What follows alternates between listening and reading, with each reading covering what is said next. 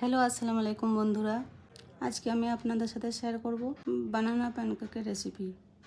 এটাকে বানানোর জন্য আমি নিয়ে নিয়েছি পাকা কলা। এবার এগুলোকে কেটে একটা মিক্সারে নিয়ে নেব।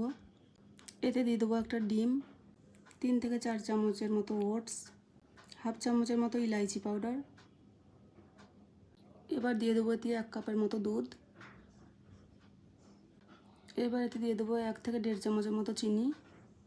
এবার এগুলোকে ব্লেন্ড করে নেব। ভালো করে ব্লেন্ড হয়ে যাওয়ার পর এগুলো একটা বাউলে ট্রান্সফার করে নেব। এবার এতে দিয়ে দেবো 1 চামচের মতো বেকিং পাউডার। ভালো করে মিক্স করে নেব। এবার আমাদের প্যানকেকের ব্যাটার রেডি। এবার একটা প্যানে দিয়ে দেবো হাফ চামচের মতো ঘি।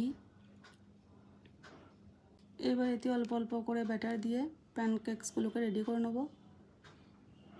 দুদিক দিয়ে ঢেকে এটাকে কুক করতে হবে।